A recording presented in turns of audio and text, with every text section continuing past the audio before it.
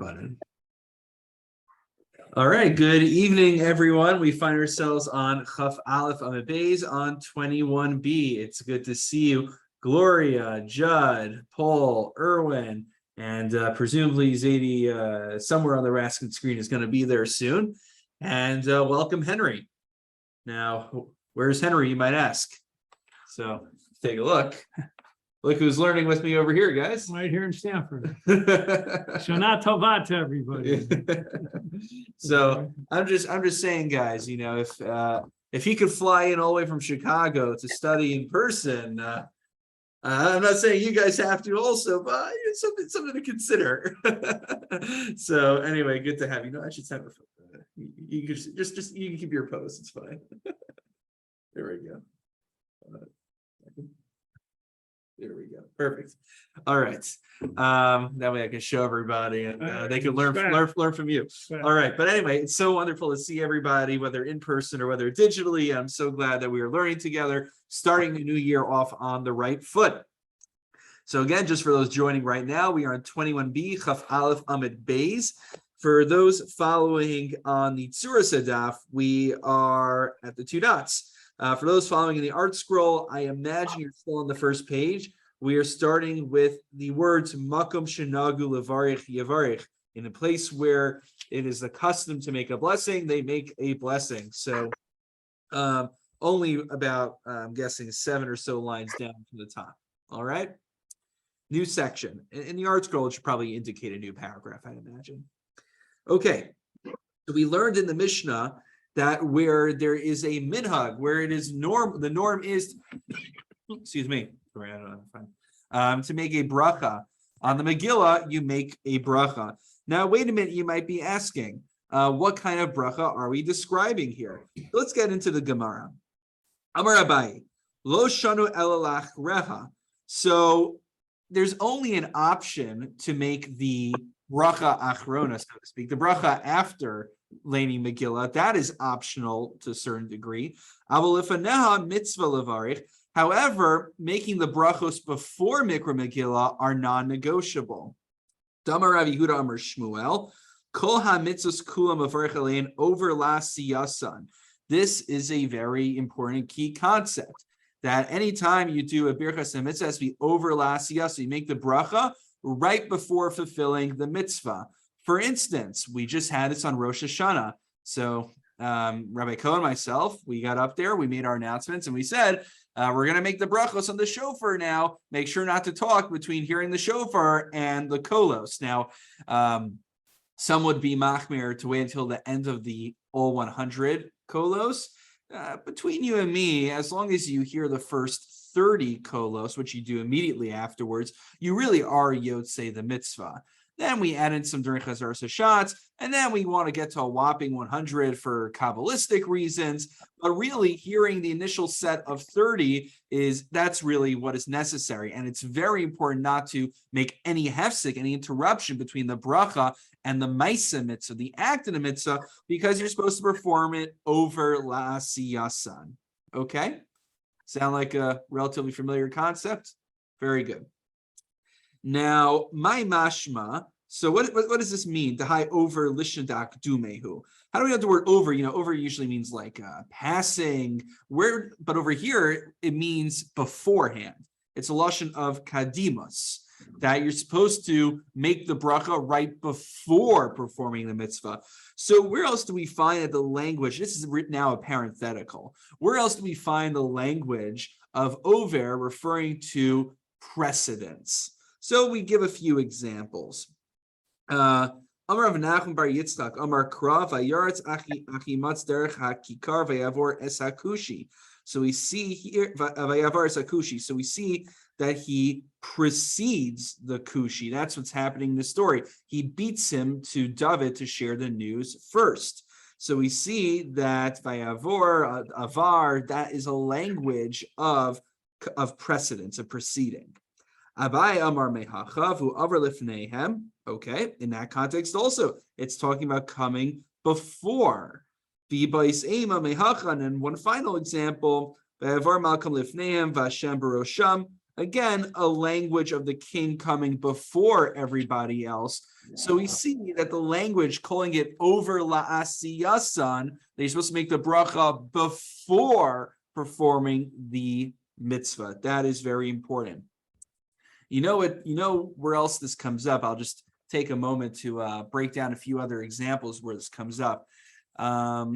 There is, well, Ner Shel Shabbos. Ner Shel Shabbos is a good example.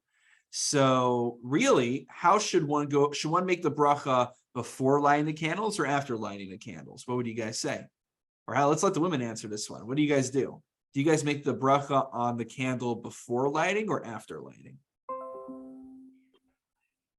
You're able to unmute, right? I think so. All right, Marina, you look like you're unmuted.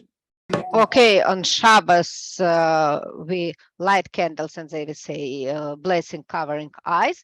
And on Yom Tov, we say blessing and then light the candles. And Gloria? I say it before, as I'm lighting it, I'm saying the bracha. As you're lighting. Okay, so there's different kinds of customs. Sephardim, so basically this is what it really should be. What it really should be is, if we use the principle of over la'asiyas, which is what Sephardim hold, then really the bracha should be preceding the lighting, because you make the bracha and then you perform the ma'aseh mitzvah. So you should really make the halak ner shel Shabbos, and then you should light the candles. However, now you ever wonder why we do the whole covering the eyes thing? Now it looks really nice for all the artwork, and I remember my bubby from Europe. She used to cover her eyes, and she davened lots of kavana. That's all beautiful. I shouldn't belittle that. But the real reason is as follows. Because what you want to do is that you want to still do something over last siyasim, but the issue is as follows. If you make the bracha of lahalik ner shel Shabbos, you are implicitly accepting Shabbos at that moment, unless you have explicit kavanah otherwise. Debatable if that even works. So when you are lighting, Marina, Gloria, when you're lighting candles for Shabbos, and you make the bracha halak ner shel Shabbos, you immediately are accepting Shabbos. And what's the very first thing you do afterwards? You then light candles, which that's an Isser of Havara, of kindling a flame on Shabbos. That's explicitly in the Torah. You're not supposed to have a flame in your house. So what do we do instead? We light the candles, we cover our eyes so we don't benefit from the flame right away. Then we make the bracha, and then we look and benefit from the flame. So that way there's still maintaining a degree of overlasiyasan, of making the bracha, and then not exactly the maisa, but you're deriving benefit from the flame at that point. And that way also there's no issue of accidentally accepting Shabbos, and then the first thing you do right after accepting Shabbos is violating Shabbos. So that's a place where overlasiyasan is in tension with another halacha. It comes up every week. So Sephardim generally will just keep it normal. They will make the bracha and then light. As Ashkenaz, and that's where we get the whole covering your eyes thing from. Okay, so if you don't know, now you know. All right, let's go. Any questions before we go forward? Okay, so here we go. So we just said that we have to make a bracha before lighting Megillah. Lefana, my mavarit. What are these brachos that we are making? Rav Sheshes mikat rezia ikla lekame Rav Ashi ubeirach manach. Now manach is Rashi Tevis for what? Very simple. Take a look at Rashi. Al mikra Megillah. We make one bracha on the recitation of Megillah. That's the mem, the first letter from mikra. Usha'asa nisim, the second bracha on the miracle that God performed for us. The nun from nisim is the second letter, and Shehechiyanu, the ches from Shehechiyanu, is the third bracha. So that's manach. Those three brachos are made before Leni Megillah, and they are non-negotiable. There is, however, a debate actually between Ashkenazim and Sephardim whether Shehechiyanu is recited again during the daytime. On the one hand, you already said it once during Yom Tov. Why do you have to say Shehechiyanu again? On the other hand, we know that the Megillah laning during the daytime is the primary laning. It's funny because you see all the masses come out more for the nighttime one. And that's what I console myself, that if I didn't hear the laning properly during the nighttime because of all the screaming and noise, at least maybe I was yotze the Iker one in the morning when I go to the Ashkama Minyan. So that's my hope always. Now, those brachos need to be made beforehand, no matter what. So what's the deal with the shechianu? So that's why we repeat the shechianu. Now, also you're supposed to have in mind that the shechianu goes on other mitzvahs of the day. That's also an important halakha to keep in mind. We'll remind you when we get back to it next year. Okay, lachareha. But what my mevarich? So we know what the brachos are before Megillah. What's this this bracha that seems to be based on your custom, based on your minhag hamakom? What is this bracha that we make after laning Megillah? And there are conditions, by the way. You need to have a minyan. Now, this is actually very interesting in halacha. This is the debate in the Rishonim. Is it literally a minyan, such as what we usually call a minyan of 10 men? There's also an opinion out there that maybe 10 women would qualify, because it's not really a minyan that you need. It's that you need enough people to recognize the Kiddush Hashem of the nace. So maybe having 10 women there should be fine. So there's a bit of a debate about that. Okay, so what is this bracha? Baruch atah Hashem elokeinu haolam, hakel ravis rivenu, v'adanas dinenu, v'ano kemes nikmasim, v'nifra lo mitzarim, v'mashayim gmul l'kol evin Hashem, Baruch atah Hashem nifra liYisrael mikol tzareihem. Well, we'll get the next part soon. So basically, the entire bracha about how God will exact justice and vengeance and all these different synonyms for that on our enemies. And yeah, basically, it just says it over and over again with different forms of synonyms and language.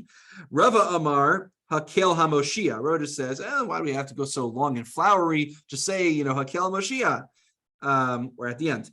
Right, well, yeah, at the end. Never mind. Amar Papa Hilkach Nimr Lutervaihu. Baruch atah Hashem hanifra liYisrael mikol tzarim hakel HaMoshiach. He says, you know what? This is like that classic Fiddler on the Roof scene. You're right. Both of you are right. You're right. Okay, everyone's right. So we just combine them both into one bracha. And this is what we say, Baruch atah Hashem, hanifra liYisrael mikol tzarim hakel HaMoshiach. Right, you're one of our laners, so you know that.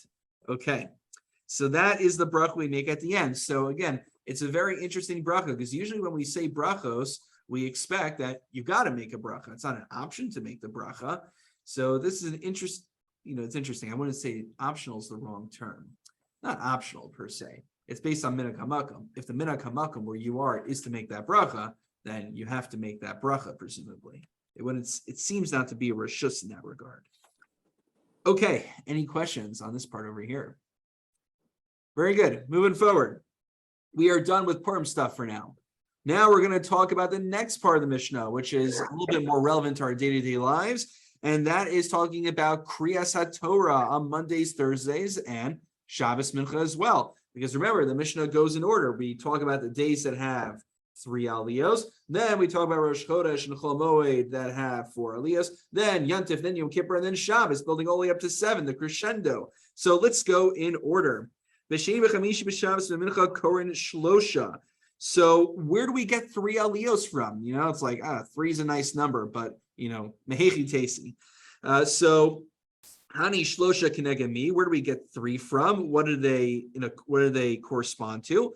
Rav Asi keneged Torah Nevi'im Uksuvim. Oh, there's a nice one. All right, we know that Tanakh is Torah Nevi'im Uksuvim. It's a tripartite division, so therefore we have 3 aliyos corresponding to that. Rav Amar keneged Kohan Levim Yisraelim.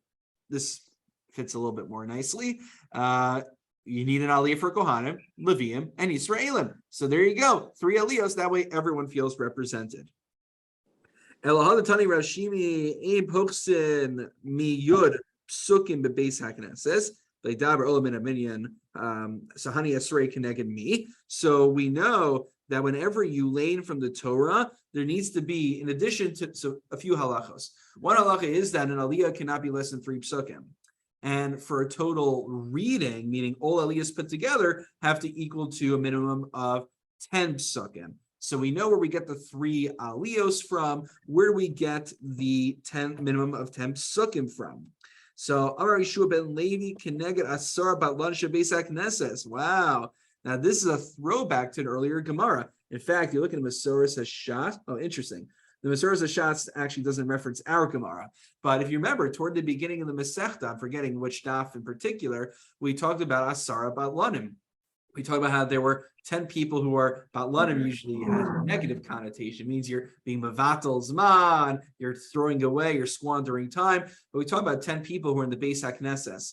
One of the Rishonim, maybe it was the Neiri, pointed out that it wasn't just like 10 Kolel younger light, but one guy was like the Malamed, one guy was the Chazan, one guy was the Shochi, and like these were maybe different kind of professions. So all these kind of people had Jewish ritual professions, and they tended to be found around Shul and were available to be there for minyan. So, okay, 10 corresponding to Asar Batlanim. That's an interesting comparison. Again, you ask yourself, what is 10 Psukim, Asar Batlanim? I'm sure there's some deep connection behind it. Rav Yosef Amar, Keneged Asar Zedibrish, and Moshe Sinai. It corresponds to the 10 commandments or 10 statements that were given to Moshe at Sinai. Rabbi Levi Amar, Keneged Asar Hilul and Shamar David B'Sefer Tehillim. It corresponds to the 10 Hilul and 10 Halos that David writes in Tehillim. Rabbi Yochanan Amar, opinion number 4, the final one, Keneged Asar Mamar Shebehen Nivra Ha'olam. It corresponds to the 10 Mamaros, the 10 statements from which God fashioned the world. Now the Gemara just parenthetical asks, what are these 10 statements? Vayomer Dvarishis Hani Tishahavu. I only see 9 Vayomers, 9 Amiras, 9 statements in Bereshis. So the answer is Bereshis Nami Mamarhu Dechsiv Bidvar Hashem Shemayim Nasu Baruch Piv Kol Tzva. So very good. So we see that there is another mention. We take Dibor into account as well, and that way we get to a whopping 10. And that's why, again, what my Shemitah Eitzel Har Sinai. What do these like 10 have to do with 10 psukim? Okay, there is what to darshan. I don't have what to darshan. I didn't look into particular, but I'm sure if you delve into the well springs of the Agadata, you will certainly find something nice to darshan there. Really, Rabbi, interestingly enough, there is one exception to the 10. Oh, Tosas talks about it. Purim morning. Yes, yeah. Oh, very good. Okay. Yes. It sort of is tied into. Very good. Oh, very good. Very good. So Henry points out, this is Tosas' question. You look at Tosas? Okay, so if you look at the last Tosos on the daf, it says Ein Posum Yisar Psug Beis HaKnesses. Tosos asked, "Bin Tomar Barei Parshas Amalek Deleke Ela Tisha Psukim." As Henry just pointed out, Henry's Mechaim and Tosos Kasha. If you look on Purim morning, we lay in the Parsha of Amalek, and if you count it up, it's only 9 psukim. Oh, I thought you said that every laning has to be a minimum of 10 psukim. How do you get away with 9? So Tosos answers, Yesh Lomar, the shiny Parshas Amalek, the Siddur de Yomahu, umafsik in Yanabe. Mishum hachi ein lach shahachi nami amila kaman, the aim after Parshas Michaf al Psukim. We also mentioned this in the context of Haftorahs, where you're supposed to have a minimum of 21 psukim, but sometimes it won't hit 21 psukim. But the idea is, since the Parsha Amalek is its own contained Parsha, its own contained topic, since it happens to end after 9 psukim, it's okay to end after 9 psukim if the Inyan actually ends over there. So as Henry points out, as Toast points out as well, great minds think alike. I saw Okay, well, look, you did your research also. That's important too. Toast looked in the Gemara and they figured it out. So there you go. So that's Toast's kasha, and that's Toast's teretz. That's an exception to the rule right over there. Very good. Now let's refocus ourselves back into the Gemara. Okay, so as we learned previously, we learned that there needs to be a minimum of 3 psukim per aliyah. Okay, so minimum 3 psukim per aliyah, generally minimum 10 psukim for an entire session of Kriyas Torah, entire session of Torah reading. So we're going to talk about the 3 psukim minimum for, so here's the question that comes up. The question that comes up is, if we want to split up everything equitably, so then the first aliyah gets 3, the second aliyah gets 3, the third aliyah gets 3. Wait a minute, there's something incongruous over here. If we need 10 psukim, somebody is going to have to read 4 psukim. Now, nowadays you're like, well, who cares how we do it? Well, back in the day, everyone laid their own aliyah. So someone's now I have to prepare 4 psukim instead of 3 psukim. People squabble over that. So how does that work? So the Gemara. So let's go back into the Gemara. Amar Rava, Rishon shakar abba meshubach, sheni shakar abba meshubach, shlishi shakar abba meshubach. If the first guy wants to read 4, praise be to him. The second guy, praise be to him. And then the third guy decides to read the 4 psukim, praise be to him. Now, the third guy, by the way, the Mefarshim talk about this, that the third guy, there's nothing so special. I mean, essentially, if the first guy only laned 3 and the second guy only lanes 3, the fourth guy has to lane 4 whether he wants to or not, because we have to hit 10. So, even though he didn't do anything beyond the call of duty, nonetheless, he still did something that is meshubach. He still laned 4 psukim instead of 3. So I have a question. Yeah. Does that mean back in the day, as you say, whoever had the aliyot, I understand they did their own laning, they had the luxury or the ability to pick and choose how much they wanted to lane?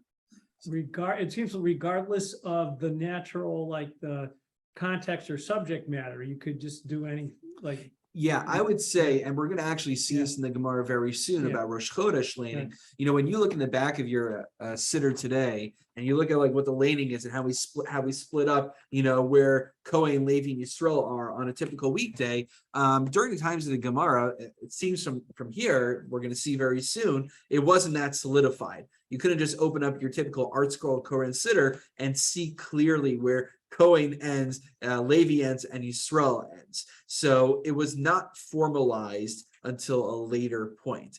And it's going to be very evident, actually, from the continuation of the Gemara soon. So good observation, Paul. All right. Now, okay, so where do we see that there's a value to being first, there's a value to being second, and there's a value to being third? Where do we get this from? So Rishon, a little bit obscure over here. Shakar arba meshubach ditnan v'shosh kupa shel shosh sein shebehen tormin es halishka v'yikasav alein av beis gimel leida ezamen nisrma rishon hakmen rishon shemitzvah berishons. Okay, what does that all mean? Essentially, they would get donations to the temple, and the donations would go into the lishka. It would go and get stored, and then they would have to take them out in order to use them for the public offerings, not public offerings like IPOs, the public sacrifices of the tzibor. So they would basically have these 3 different receptacles, and they would put Aleph, Beis, Gimel on them to know which one's first, which one's second, and which one's third. Now the Gemara says, wait, who cares, which one was first, which one was second, which one was third? Just take the money out of whichever receptacle you want. So the answer is, as we just said, Shemitzvah Berisha, because there's a value to, if this was the first receptacle dedicated for the mitzvah, then there is an imperative that we should use it first. There's a mitzvah to going to the first things first. Okay, so now we understand why there's an imperative for the first guy who is laning, he should jump on the opportunity. By the way, I don't know why, I tried looking this up, I didn't see anyone say this. I'm not sure why we couldn't just apply Zrizim Makdim mitzvahs. Why couldn't we just say, if you're the first guy and you have the opportunity, mitzvah bali yedecha tachmid senam, maybe if you have the opportunity to lane 4, you should jump on that opportunity. Henry, you have. It's a footnote in the art scroll in Marshai, actually, when you get to Rav Papa's at the end, that's why he praised the first guy. All right. Barsha Kivanti. But it says note in the art scroll. Nothing. All right, very good. So he actually says because of Zrizim Magdiman. Yeah. Oh, okay. So Henry tells us that I should read the article footnotes more often. So apparently the Maharsha there says actually that point is Zrizim Magdiman. So I am now consoled to know someone addressed that. Okay.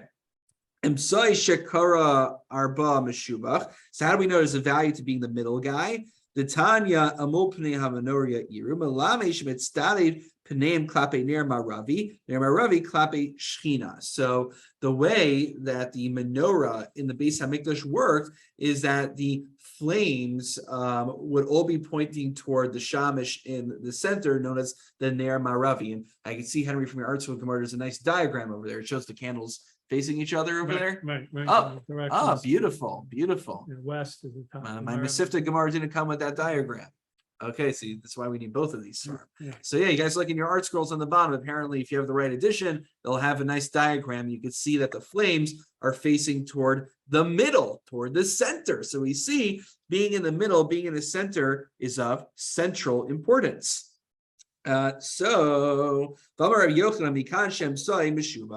we see being in the center is significant. So maybe we should save reading 4 psukim for the middle aliyah.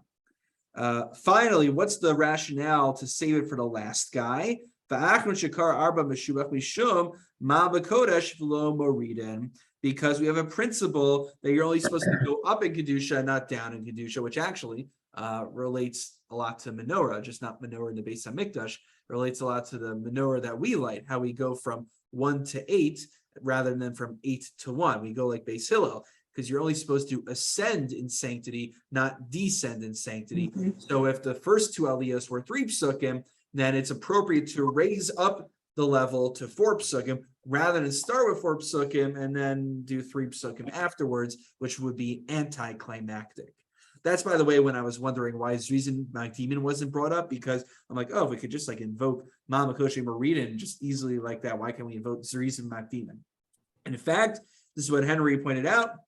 Rapapa Ikla Bekinisha the Avi Gover, the Kar Rishon, Arba, Ushaki Rapapa. So indeed, this is what happened, that Rapapa praised when he saw that there was an individual who got the first aliyah, and the Kohen decided to lane 4 psukim. He praised that person because Zrizim Magdim LeMitzvos, you're supposed to rush with alacrity. If an opportunity for mitzvah comes, you're supposed to pounce on it rather than wait for others. By the way, great example of that in the Torah is with the dedications to the Mishkan. So the Nesiim, what do you call them? I never like the princes. I never like calling them princes. Like what's a better translation? Tribal leaders. Tribal leaders. Yeah, I feel like that makes more sense. I don't know, like a prince. We didn't have a king. So anyway, the leaders of the tribes and the Nesiim, they waited until everyone else dedicated, then they saw what was left and they filled in the rest. Actually, what they should have done was they should have jumped on the opportunity and led by example. It's very, very interesting discussion about fundraising campaigns, about how that works. Like there's always like that guy who like matches, and that's like, very helpful, but maybe that guy who matches also should like, go ahead and like sponsor one thing first to lead by example. All right. I don't do fundraising, so I'll leave it to people who do that to figure it out. All right. That's the end of that section. Any questions? Okay. One last mini section that will be very simple, and then the next one we're going to have to really focus on. So as we said, we don't add, we don't deduct from the aliyos. Tana. So as we learned in the Brisa, but also in our Mishnah, that there is a blessing that's recited before Torah reading and after Torah reading. So the way it used to work back then was that the guy who got the first, so let's say there were 7 aliyos on Shabbos, the guy who gets Kohen first, he makes the opening of Asher Bachar Banu, and then the 7th aliyah at the end, we'll see Asher Nasan Lo Torah Semes at the end of that. And so what happened was, however, nowadays, everybody, every aliyah, as we see, you make the opening and concluding bracha. Why? Because of the people going in and going out. This is just, by the way, an awesome example of how dynamics have not changed. There's nothing new. We think like nowadays, it's such a challenge. People are leaving for Kiddush Club. People are not showing on time to davening. Guys, I'm not saying that, we shouldn't be trying to do better, but I'm saying this has been an issue since the time of the Talmud and probably earlier. So what's the issue? The concern is as follows. Birchas HaTorah, making a blessing on the Torah, is of extreme importance. When we talk about the Beis HaMikdash being destroyed, everyone always talks about, sinas chinam. Now, obviously, sinas chinam, basis hatred is very bad. People kind of ignore the more religious is the wrong word, because sinas chinam is religious too. Sinas chinam is like an easy thing to tag onto, because you don't need to be a devout religious person to care about eliminating sinas chinam. You just need to be like a decent person to want to get rid of sinas chinam. So many times people kind of just talk about sinas chinam, but they ignore the exclusively religious motivations. So the Gemara says, I believe in Brachos, if I'm not mistaken, that because they were not careful with Birchas HaTorah. So I believe it's the Ron on there who says, what do you mean? Like they forgot to make a Birchas HaTorah before they got up there. So the pshat is, the Ron says that it showed that they made the bracha, but they weren't machshav the Torah. They didn't treat the Torah as something significant. Same way they would read, the Wall Street Journal in the morning, they would, also read some Torah.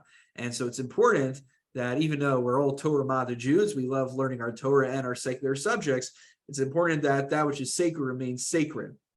So anyway, Chazal, the point of bringing this up is to demonstrate that Chazal give extreme importance to the dignity of the Birchas HaTorah, of the brachos on the Torah, and they didn't want anyone to think that we would shirk our responsibility to make such a sacred bracha. So the concern is, if someone comes in late, they wouldn't have heard that the Kohen opened up with the bracha, and if someone leaves out early for Kiddush Club before the Haftorah, he's not going to hear the concluding bracha, and he'll walk away thinking every week when he goes to Kiddush Club, yeah, okay, whatever Torah reading, we don't even make a bracha on it. Who cares? I don't need to be in there for that anyway. So therefore, they said everyone who gets an aliyah makes a bracha beforehand and afterwards in order to double down on the importance of Birchas HaTorah. Anyway, but just like amazing how this was like, we always hear like all the art scroll stories and like everyone back in the shtetl, even the tailors, knew Kol Torah Kula, and they were medactic and all the mitzvahs. And here we have it at times of the Gemara, same dynamic we have today. So I don't know what that says about Jewish history, but it says we're consistent at least. Okay. Okay, guys, this is gonna be the tough part. Not overly tough. You just gotta follow along. So if you have a sitter, I welcome you. If you have a sitter on hand, this will be very helpful. You can turn to the laning for Rosh Chodesh. Okay, I need the reference. It's possible. Who knows? The Art Scroll has everything. Maybe Art Scroll lays it all out there also. Anyway, if you have a sitter, I would just take a moment, as I'm doing now, just to find a laning for Rosh Chodesh. And while you're doing that, I'll just give a little bit of an introduction. The laning for Rosh Chodesh is 4 aliyos. Now, the thing is, there's only 3 major topics that the Gemara identifies. The first topic is the Karban Tamid. The topic of the Karban Tamid goes all the way from the beginning of Vayidaber Shem Moshe Lemor Tzavis B'nei Yisrael, command the Jewish people, all the way until the third aliyah. Right. Until almost the end of it, ending right before B'Yom HaShabbos. Then B'Yom HaShabbos talks about offerings on Shabbos, and then that's only 2 psukim, and then the last, I believe, 5 psukim deal with Rosh Chodeshechem, so the topic of Rosh Chodesh. So 3 topics. Now the first one is, I believe, 8 psukim. The second topic is 2 psukim. And the third topic is 5 psukim. So you see where the issue is? One of our topics is only 2 psukim. The minimum for an aliyah is going to be 3 psukim. And to compound things, we have 4 aliyos, not just 3 aliyos. So the Gemara is going to have to figure out how we split this up. Now, interestingly, you're going to see an incongruity between how the Gemara would seem to conclude with how we actually practice, and how we actually practice is, as I mentioned before, up for debate. The Gra has a different way of laning splitting up Rosh Chodesh laning. The important part is we're going to identify guiding principles for how we divide up aliyos, and then how you apply them can differ based on your halachic authority. We paskin like Art Scroll, so that makes it easier. Just to note, by the way, you're going to see this. My first time I laned for Rosh Chodesh, I'm like, oh, wait a minute, why am I repeating a pasuk? So many don't realize this, but if you look at the first aliyah, the Kohen aliyah, you see the last pasuk, the Marta Alahem, right? So that pasuk is also the beginning of the next aliyah of Levi, the Marta Alahem. So that's the next aliyah. Why? Because we have to make sure that each aliyah has a minimum of 3 psukim, so we wind up being what we're going to identify in the Gemara called being doleg, we go back and repeat a pasuk in order to ensure that the next aliyah is not 2 psukim, but has 3 psukim. Okay, so just a little overview of Rosh Chodesh laning. And now we're going to jump into the Gemara. Just any questions on the just general breakdown of Rosh Chodesh laning before we jump in? Okay, so we're going to begin the Gemara, the sugya of Rosh Chodesh laning right now, and then we're going to build up on it more, God willing, next week. There will still be, I believe, actually, all my Thursday shiurim are not affected by the holidays. My Thursday morning group said we're not meeting after Yom Kippur. Everyone will be knocked out. But Thursday Gemara shiur will still be taking place next week in Mirza Hashem. Okay, so here we go. So on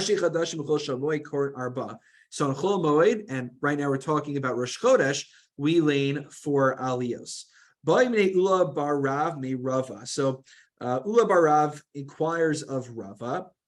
Parshas Rosh Chodesh Ketzad Kornosa. So how do we read this? So we start off with Tzavis B'nei Yisrael v'Marta lehemes karbanilach. Okay, Dahavian Tamya Psuke. So Hechi Navid Nikri Trey Tlasa Psuken Pashulhu Trey. So one way to go about it is remember there's three sections, not 3 aliyos, but 3 sections of themes. So the first section that deals with the carbon Talmud is 8 psukim long. So one way to go about splitting it is first aliyah 3 psukim, second aliyah the next 3 psukim. But the issue, of course, is pashuluhu trey. If you want to then leave 2 over for the third aliyah, you're not allowed to leave over 2 psukim of a parsha. You got to wrap up that topic. The issue also, it's the same issue of those who might leave early and think that an aliyah can only be 2 psukim, because they think that's all you're going to lane afterwards. We're very concerned for these people who leave in the middle of laning. It's really funny when you think about it. It's funny also because there's halachos that you're not supposed to leave during Kriyas HaTorah. And even being gaver legaver, there's halachos about whether you're even allowed to talk then. So it's kind of funny, like with all these halachos in place, people were still leaving. You could almost understand maybe like Chazal's stringencies on what you could do during laning was a reaction to everyone leaving during laning. Like we have to reinforce the significance of laning with all these strictures so people take it seriously. I don't know what to make of it. It still humors me. So, okay, so what do we do with this? So Nikri Arba, I got a solution for you. Read the first aliyah will be 4 psukim. The second aliyah will be the other 4 psukim of the carbon Talmud, and that knocks out the first topic. The issue is Pashuluhu Shiva. I'm left with 7 psukim to split between 2 aliyos. Ubayom HaShabbos Havin Trey. The topic of Shabbos is 2 psukim. 2 psukim is not going to make up 1 aliyah. Ubarashi Chad Shechem Havin Chamisha. And the next topic of Rashi Chad Shechem is 5 psukim, which is the final aliyah. So Hechin Navid, how do I split this up? Nikri Trey Meha V'cha Mehanach. So one suggestion is maybe I'll take the 2 psukim of Shabbos and then just add in 1 pasuk of Rashi Chad Shechem, and that way I get 3 aliyah. The issue again is a maschil of parsha pachos mishlosha psukim. You cannot start off a parsha with less than 3 psukim because again, similar kind of concern that people are going to get the wrong idea that you could just not lane minimum 3 psukim per aliyah. So likri tremeha. So maybe you'll suggest to do is to read 2 psukim of Shabbos and then go 3 psukim into the next topic of Rashi Chad Shechem. The issue is if you do 5 for the third aliyah, Pashulhu Trey, you only have 2 psukim left, and you can't have the 4th aliyah only being 2 psukim. So we got ourselves in a little, like this is like one of those puzzles. Like every time you move stuff, it's like a Rubik's Cube, basically. It's like every time, if I could just get that one over there, and then you mess up the other row. That's basically what's happening. It's like a Rubik's Cube. You got the mushal? Okay. Amarlo. So this is what Rava answers. This is all Ula laying out the problem. It's like sometimes you'll see in responsa literature and chuvos, like one guy will ask, do I have to, wash on a bagel. Or so that'll be the question. Other times you'll see the question in Tshuva is like the guy will lay out all of his considerations. He wants to show he did his homework. He's not just wasting the posik's time. I researched this shulchan, I saw the Shach from Taz and all this, and I still don't understand it. Rebbe, can you explain to me what to make of this situation? So that's kind of what Ula is doing over here. Ula lays out the whole situation. He said, Rava, I've tried, I've played around with this, and I don't mean to trouble you, but I can't figure it out. Can you help me out over here? So Rava says, Amarlo, Zolo Shamati, I haven't heard an answer directly to the question of how to split up Rosh Chodesh laning, but I can extrapolate it from somewhere else. Kiyotze Bashamati Titnan. So he taught in the Mishnah in Tainus and Chavav Amid Aleph, so toward the end. So basically what they had were the mamados. The mamados, so essentially the Kohanim had shifts of 24. There were Levium that went up as well. And so you thought, oh, so the Kohanim have to go on shift in the temple. Us Yisraelim, we could just kick back on our farms, even though it's pretty hard labor also. So actually, not only were there shifts of Kohanim and Levium that would come up during the year to serve in the temple, but there were Yisraelim who also would be on shift, and they would be davening and they would be laning from Bereshis, from the beginning of the Torah. And each day that they laned each day in the Torah of creation corresponded to another day of that week-long shift. So the issue is going to be, they had an issue of how to split up the first day of Bereshis. There's a similar problem, and the solution that they give to how to split up the psukim in Bereshis will provide an answer on how we split up the psukim here. So what is that? The Yom HaRishon, on the first day of the Mamad, Bereshis Vayhirakia. Okay, so if you look actually even on the side of your Gemara, you can see in the Torah HaShalim, the first parsha of Bereshis is 5 psukim, okay? And then Vayhirakia is it's Yehirakia. It's not above over there. So Yehirakia is only 3 psukim. And remember, we need to split up into 3 aliyos. So what was that? Okay. V'tani Allah, Bereshis Bishnayim. So Bereshis will split up into 2 aliyos.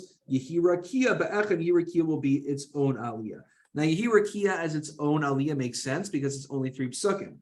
The issue is Ravinam Ba Bishlam Yehirakia Ba'echa Titzlas Psugi Havu. Bereshis B'shnayim, but how are you going to split up the first 5 psukim in the Torah? Chamish Psuki Havu, they're 5 psukim. So, you can't split it up because one of those 2 aliyos, one of them will be 3, the other one will be 2. So how do you split up into 3 aliyos? Tanya, so this is what we taught in a brisa. You have to have a minimum of 3 psukim. So the answer is Ditmar Allah, Rav Amar Doleg, Ushmuel Amar Poseg. Actually, I'll explain Shmuel first. Shmuel just says you split the pasuk. It's kind of like when they bring the baby to Shlomo HaMelech, to King Solomon, he's like, split the baby. That's the resolution. So he's like, you know what? I have 5 psukim over here. Just split the pasuk. We're going to talk about this more next time. But Rav says doleg. What does doleg mean? So like in Rashi, Hasheni Choser Umaskal Pasuk Shegamar Bo Shalafanav. You go back to the pasuk from the previous aliyah, repeat that at the beginning of the next aliyah. That way you basically double dip the pasuk. You use it at the end of the first aliyah, and then you use it at the beginning of the second aliyah to double dip.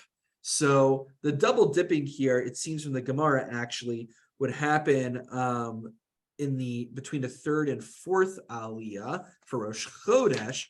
But the way, I'm not quite sure how it got figured out this way, but we basically at Halach L'Maisa, you look inside your Sidurim over here, and you look at how we split up Rosh Chodesh laning. That's why the pasuk of Marta Lehem, which is the end of the first aliyah, is repeated in the second aliyah. That way we can ensure that each aliyah has a minimum of 3 psukim. There's no rule against double dipping. So the same way they double dipped in order to deal with the 5 psukim at the beginning of Bereshis is split up into 2 aliyos, we double dip in Rosh Chodesh, and that's why it could throw people off. When you got a lane for the first time, you're like, oh wait, I have to rewind 1 pasuk not right where I ended. It's a little confusing, but we have veteran laners over here, and I'm sure it doesn't trouble you at this point. Okay, that is all we're doing for tonight. I have a question, Rabbi. Yes, Judd, you're a laner as well. Yeah, but it bothers me a little bit that here we have no problem repeating a pasuk with Shem Hashem in it, but if a chazan repeats something during Shemona Esrei, you go bananas. Yeah. How do you relate those two? Yeah, very good. So the long answer is that once upon a time we did do a whole shiur on repetition in liturgy, but I'm not going to take another hour to give the whole shiur now. But you know what? I actually gave it before Yom Kippur last year, so maybe that's what we'll do Monday night again if we want to review it. The short answer is there's basically what the issue would be is as follows. If you repeat over an entire pasuk, that's fine, that's legitimate. The issue of repetition would be, let's say you say Vayomer Hashem twice. That's not the pasuk. Then you've just added in your own words into the psukim, and you've invoked God's name. You've messed up the pasuk. You see what I'm saying? I mean, to say an entire pasuk twice appropriately is not distorting the pasuk. Thus, it's using God's name correctly. To insert God's name twice into the same pasuk before completing it distorts the pasuk. That's not written in the Torah. So a similar idea in Shemona Esrei with repeating Emil Shemona Esrei is that we have a concept that Chazal gave us a specific formula, and we're not allowed to be mishtami that we're not allowed to deviate from the formula that Chazal gave us. And if we deviate, well, that's a halachic issue. And that's the big issue with piyutim, with putting poetry into Shemona Esrei during Chazaras Hashatz. So my big proposition, which I know will not get past our ritual committee, but this is my dream one day, is that for halachic reasons, to be from, we should take all the piyutim out of Shemona Esrei, and then, but wait, not get rid of them, chas v'shalom. What we should do is, then at the end of davening, we'll say, all right, we finished all the parts that are essential chiyuvim. We sang a little bit also. We had our fun. And anyone who would like to stay for a recitation of piyutim, just like we do with slichos, is more than welcome to stay and have fun with us. And those who don't want to are welcome to head over and have your Rosh Hashanah meal. So that way, there's no captive audience. People want their piyutim, get their piyutim in, and everybody's happy. Yeah, I know it sounds radical. That's my proposition. Anyway, you can think about it. We'll reconvene after Yom Kippur when it's no longer relevant for us. All right, so wishing everybody a good Shabbos, a Gemar Chasima Tova. She'll have a sweet new year for all of you, your families, your loved ones, and all of our tefillos, God willing, should be answered L'Tova. Amen. Amen. Thank you. All right, take care, everyone. Thank you.